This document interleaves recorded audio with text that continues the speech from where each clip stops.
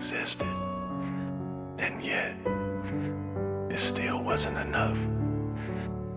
It began with a question, a questioning of authority. Did God really say you must not eat from any tree in the garden? What was once forbidden is now reframed.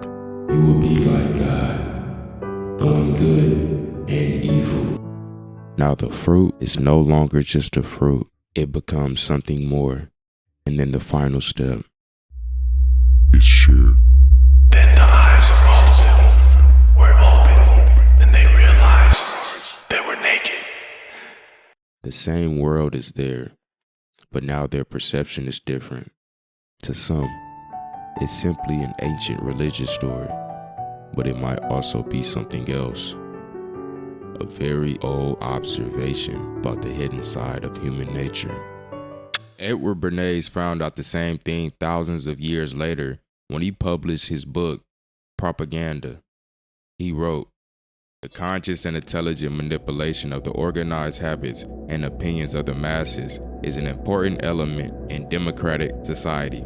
Those who manipulate this unseen mechanism of society constitute an invisible government, which is the true ruling power of our country. We are governed, our minds are molded, our taste formed, our ideas suggested, largely by men we have never heard of. It is they who pull the wires, who control the public mind." Edward Bernays, Propaganda. Edward Bernays wrote this in 1928. He called it the engineering of consent. And who was Edward Bernays, you may ask? He was a public relations pioneer, the nephew of Sigmund Freud, the man who revolutionized talk therapy as we know it today. He's also the uncle of Mark Randolph, the co-founder of Netflix. Edward Bernays became known as the father of public relations, but others may call him the father of propaganda. But to understand how one man learned to shape public opinion, we have to go back to the beginning. World War I, 1917. The United States had just entered the First World War. But there was a problem. A lot of Americans didn't want to be involved in a European war. So the government had to figure out how to convince millions of people that the war was necessary. To do this, the government created a new agency. The agency was called the Committee on Public Information. Its mission was simple: persuade the American public to support the war. The committee coordinated newspapers, films, posters, and public speakers across the country. Thousands of volunteers, known as the 4-Minute Man, gave short speeches in movie theaters and public gatherings. There was a 4-minute break when the projectionist had to change the reels. Somewhere along the way, someone at the CPI hit on the idea that this was a perfectly captive audience for the delivery of the war message. Night after night, prominent members of the local community would stand up and deliver short patriotic speeches. They became known as the 4-Minute Men. The appearance of spontaneity masked a carefully scripted government message. These were no haphazard talks by nondescripts, but the careful, studied, and rehearsed efforts of the best men in each community. And he was usually a person who was known in the community. He was not saying, this is what the government says. He was saying, I'm an intelligent person, successful person, this is what I think, you should think this way too. Hollywood actors appeared in patriotic films. For the first time, persuasion was being organized at a national scale, and Edward Bernays was right in the middle of it. Working within the committee, he saw something that would shape the rest of his career. He noticed that public opinion could be shaped through media. And after the war ended, Bernays took that lesson with him, because if persuasion could mobilize a nation for war, what could it do in peacetime? Great taste begins here with great tobacco. Show me a filter cigarette that delivers the taste, and I'll show you a lucky strike. After the war, Bernays took what he had learned about persuasion and brought it into the private sector. By the late 1920s, one industry faced a problem. The tobacco companies had already captured most of the male market, but half the population still remained untapped. The women's demographic. At this time, women smoking in public was considered scandalous. It was associated with low morals, prostitution, or being unladylike. For the tobacco industry, this wasn't just a social taboo, it was a massive untapped market. So they hired Bernays. Bernays approached the problem differently than traditional advertising. Instead of asking how to sell cigarettes, he asked a different question. What did cigarettes need to represent? Bernays consulted a psychoanalyst by the name of A.A. Brill. He told Bernays, cigarettes were a symbol of the penis and of male sexual power. Women would smoke because it was then that they'd have their own penises. He said cigarettes are torches of freedom to women. They indicate women's dramatizing man's inhumanity to women by smoking them, because they're not permitted to smoke. So I called up a young debutante friend of mine, and I said, would you be willing to ask some of your debutante friends, and obviously they're young men, to walk in the Easter parade lighting torches of freedom as a protest against man's inhumanity to women? What happened on Easter Day? Well, on Easter Sunday, this group of young people just walked from 34th Street to 57th. The Pathé and international news films took films of them, and the day after, they were on the front page of the Times. And to show the effect such an action has, within 5 weeks of their own volition, the smoking rooms of theaters in New York opened their smoking rooms to women smoking, which had never happened before. So an age-old custom was broken down by one action. Disseminated by the media. By the media. what had once been seen as an improper behavior was now reframed as a political statement, and the results were immediate. In 1923, women purchased about 5% of cigarettes sold in the United States. By 1929, that number had more than doubled, and it continued rising for decades. This wasn't Bernays' first successful campaign, and it certainly wouldn't be his last. In fact, it was only just the beginning, because what Bernays had just demonstrated wasn't just how to sell cigarettes. He had demonstrated how to change the perception and behavior of the mass public. Torches of Freedom campaign wasn't just a clever stunt. It was the result of a method. Reframing. Change what something means. Instead of convincing people a product is useful, you attach a new symbolic meaning to it. Next came legitimacy. Bernays understood that people rarely form opinions alone. They look to trusted voices, doctors, experts, scientists, celebrities, institutions. If respected figures appear to support an idea, it begins to feel credible. Not because people were forced to believe it, but because someone they trusted appeared to believe it first. Social proof. Then the behavior has to become normal. Humans copy what they believe others are doing. So Bernays staged events that looked like movements. The Easter Parade March was one of them. Women publicly smoking in front of crowds and cameras created the impression that social norms were changing. And once people believe something is becoming normal, they begin to follow. Media amplification. But none of this worked without reach. Bernays understood that newspapers could spread an idea far beyond what advertising ever could. So instead of buying ads, he created events journalists would report on. Once the story entered the news cycle, The message multiplied on its own. Bernays had realized something strong. Bernays had realized something powerful. Influence didn't require force. It required the right symbol, the right moment, and the right story. And once those pieces were in place, public opinion could begin to move. And when public opinion moves, behavior follows. Bernays called this process the engineering of consent. Because in a democracy, power ultimately flows through public opinion.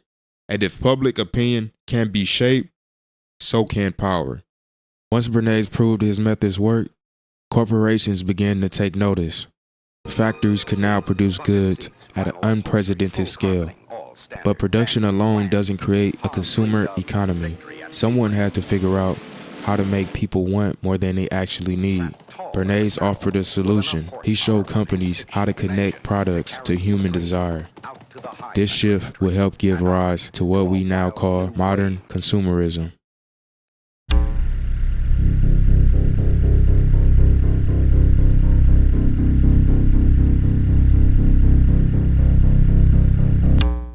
Many years ago, our client was the Beach-Net Packing Company.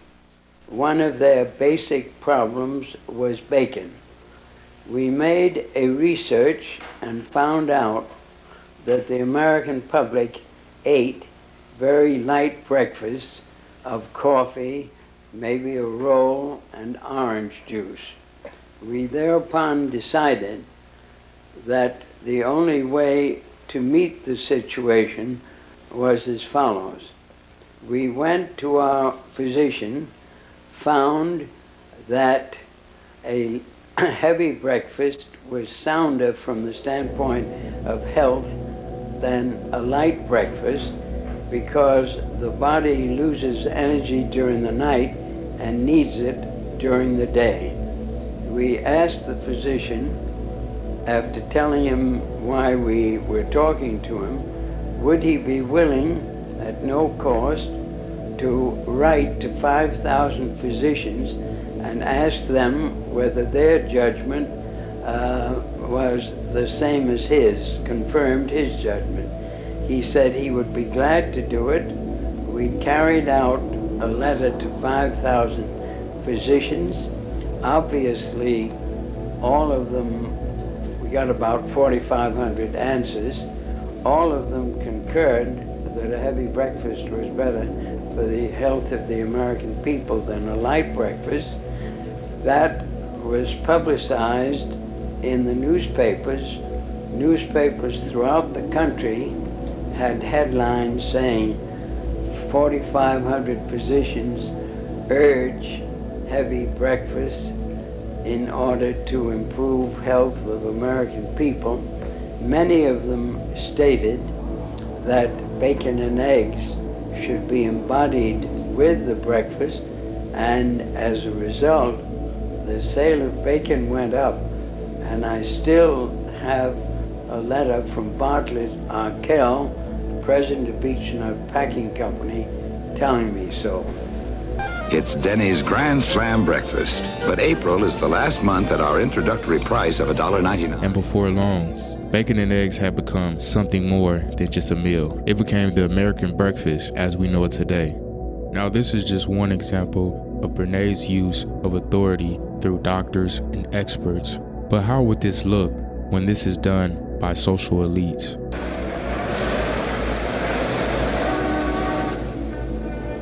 Arriving at the towering Waldorf, Mr. John P. Mansfield, President, and Mr. William J. Byrd, Sales Vice President of Plymouth. The Torches of Freedom campaign wasn't Bernays' only time working with the tobacco industry. In the 1920s and early 1930s, Lucky Strike had a problem on their hands. Their cigarette packs were a dark green color. At the time, green was considered unfashionable for women's clothing. Designers complained that women avoided carrying Lucky Strike packs because the color clashed with their dresses and handbags. The tobacco company wanted to change the packaging. Bernays suggested something radical. I was rather young at that time, and I said, well, then let's change the color of the fashion. He said, what'd it cost? I didn't know what it would cost, but I thought of the largest figure I could think of at the time, which today would be about $500,000, and which then was $25,000. So I said, $25,000. He said, spend it. And at that time, the most important women's hospital in New York was the Infirmary for Women, and Mrs. Frank Vanderlip, who was the wife of a very important officer of the Citibank, National Citibank, one of the largest banks in the country, was president of the Women's Infirmary. I told her my story about Lucky Strikes, and I said, how would you like to make green popular? We have $25,000 to spend, and I'll be glad to give it to you, and you can do what you want with it, such as hiring the main ballroom of the Waldorf Astoria, sending people over to Europe to get the colors of the Impressionists, which were green, and bringing a portrait over to the United States and having society women pose in that pose, the same picture as was in the painting, in green costumes. And she said, yes, I'd be glad to go ahead, knowing all of the facts. And they sent out a lot of society column notices about the green ball at the Waldorf in October. Then I recalled, so I called a meeting at the Sherry Netherlands where we lived, of all the heads of associations, and I said to them, gentlemen, green is going to be the color of fashion in the fall. And they all said, well, we know that from the society columns because we know that'll have a great effect. And overnight, and at the meeting, they all said, of course, we'll follow green. And they did. And in September, before the ball was held in October, I went to a newsstand to get a paper, and there I noticed on the newsstand a copy of Harper's Bazaar and Vogue with women in green on the cover. And I recognized that I didn't have to do any work anymore because the plans for the green ball had helped to create the fashion, and indeed was, for a number of years, until, unfortunately, green had to go to war because the green dyes came from Germany. Across the Atlantic, in Germany, the Nazi regime had begun building one of the most powerful propaganda systems in history. At the center of it was Joseph Goebbels. Goebbels shares the Führer's loathing of the Jews and is determined to convince his fellow Germans. We have a new subject that grips us all. We have enthusiasm, energy, and absolute commitment for our cause. But killing Jews is indecent. It will take all the Nazis' skill to sell this to the German people. It's a task for Joseph Goebbels, the Nazis' master of persuasion. We can speak from the heart, and we no longer need to spare our enemies' feelings. The film, The Eternal Jew, produced by Goebbels' propaganda unit, has a stark message. Wherever Jews settle, they behave like rats and parasites. Goebbels, who was responsible for selling the idea that the Jews were this kind of cancer or this plague at the heart of German society, he realized that if you could control what people consumed, then you could control them. I set the propaganda machinery in motion, and an hour later, the printing presses were chattering away. Goebbels believed propaganda was essential to controlling society. Years later, Edward Bernays would discover something deeply disturbing. He learned that the Nazis had been studying his writings on public opinion and propaganda. Goebbels had reportedly examined Bernays' early work, including crystallizing public opinion. For Bernays, there was even a darker irony. He himself was Jewish. When he had learned that the Nazis were studying his work, he later wrote, "They were using my books as the basis for a destructive campaign against the Jews of Germany. This shocked me, but I knew any human activity can be used for social purposes or misused for antisocial ones." One of Bernays' main clients was the giant United Fruit Company. They owned vast banana plantations in Guatemala in Central America. For decades, United Fruit had controlled the country through pliable dictators. It was known as a banana republic. But in 1950, a young officer, Colonel Arbenz, was elected president. He promised to remove United Fruit's control over the country. And in 1953, he announced the government would take over much of their land. It was a massively popular move, but a disaster for United Fruit, and they turned to Bernays to help get rid of Arbenz. Bernays began a public relations campaign in the United States. He organized press tours that brought American journalists to Central America. He organized a trip to Guatemala for influential American journalists. Few of them knew anything about the country or its politics. Bernays arranged for them to be entertained and to meet selected Guatemalan politicians who told them that Arbenz was a communist controlled by Moscow.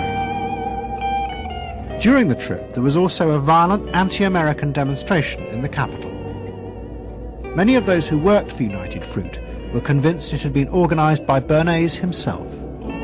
Instead of a dispute between a corporation and a foreign government, the situation was presented as a communist threat in the Western Hemisphere. But what Bernays was doing was not just trying to blacken the Arbenz regime. He was part of a secret plot. President Eisenhower had agreed that America should topple the Arbenz government, but secretly. The CIA were instructed to organize a coup. Working with the United Fruit Company, the CIA trained and armed a rebel army and found a new leader for the country called Colonel Armas. Soon the narrative appeared widely across American media. Guatemala was no longer portrayed as a country pursuing land reform. It was portrayed as a nation drifting toward communism. As planes flown by CIA pilots dropped bombs on Guatemala City, Edward Bernays carried on his propaganda campaign in the American press. He was preparing the American population to see this as the liberation of Guatemala by freedom fighters for democracy. This is the first time in the history of the world that the communist government has been overthrown by the people. And for that we congratulate you and the people of Guatemala for the support they have given. Guatemala is going to enter a new era in which there will be prosperity for the people together with liberty for the people. He was totally savvy in terms of just what he was helping create there in terms of this overthrow. But ultimately he was reshaping reality, reshaping public opinion in a way that's undemocratic and manipulative. He was doing it for the American way of life, and to which he was devoted, sincerely devoted. And yet he felt the people were really pretty stupid. And that's the paradox.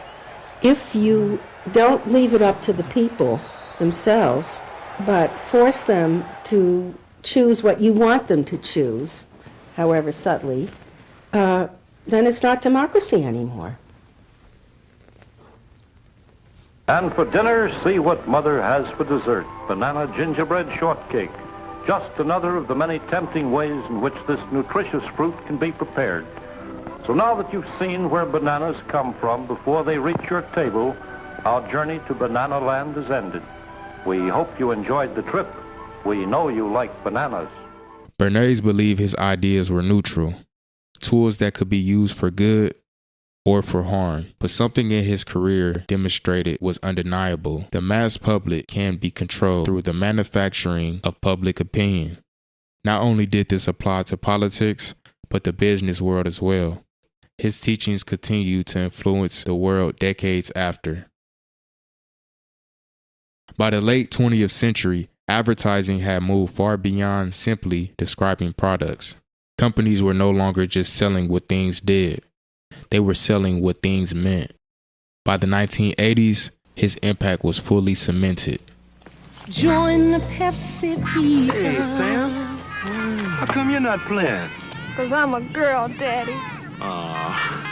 It's a Pepsi generation.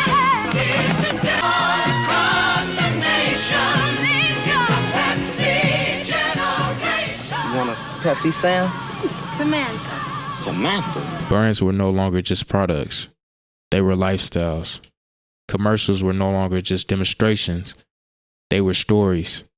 Identity, status, belonging. Thinking Pepsi wasn't rewarding enough. Now they have a gotta have it card. You ever heard of the Pepsi, Cindy? It gets you great deals on everything. Products have become symbols, and consumers were no longer just buyers. They were participants in a narrative. The same ideas about perception, symbolism, and influence that Bernays had experimented with decades earlier had quietly become the foundation of modern marketing. And as media expanded, so did the reach of persuasion. First it was television, then it was global advertising, and eventually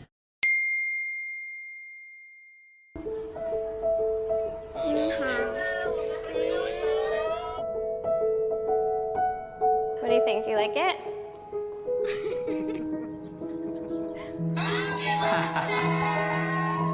What's something that you always carry with you? Hot sauce. Really? Yeah. Really? Yeah. Are you getting information right now? Hot sauce in my bag, swag? Now listen, I just want you to know, people are going to see this and say, okay, she's pandering to black people. Okay. Is it working? I know my ladies in the crowd love they party. Real hot, girl. And if you want to keep loving your party, you know who's going for. Beat line, you know Lil Ju. Hey. Oh my God. I was talking about Courtney in the email as if she wasn't on the email. What's up, Jesus? I'm a big fan, bro. I love your work. I know I don't want, that's fine, but don't talk to me. And tell everybody never talk to anyone that anyone knows. I feel that. Don't talk to themselves. See, people are punks. Don't talk ever again. I love you, though. Today is going to be the most important stream I've ever done, first of all. And I want to say thank you for doing this, seriously. The AI-generated video features President Trump in a crown, flying a fighter jet emblazoned with King Trump on its side. The president then appears to dump raw sewage on protesters. And the decision of one man to launch a wholly unjustified and brutal invasion of of Ukraine. Iraq, anyway.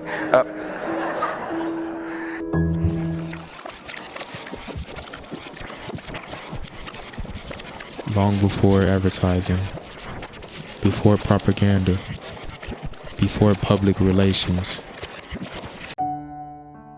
there was a garden, a place where everything a human could need already existed. And yet, it still wasn't enough. a new meaning placed onto something that had always been there. The same world was still there, but their perception had changed. And once perception changes, behavior follows. Over the last century, we've seen that pattern again and again. In media, in politics, in advertising, in the quiet shaping of public opinion. To some, these are simply tools of communication, but they might also be something different, a modern reflection of a very old observation about human nature. The part of us that is never satisfied, the part of us that always wants more. More power, more influence, and sometimes that desire leads us further than we ever intended to go. Perhaps the story was never just about fruit. Perhaps it was a warning about how easily meaning can change when the desire for more becomes stronger than the wisdom to stay.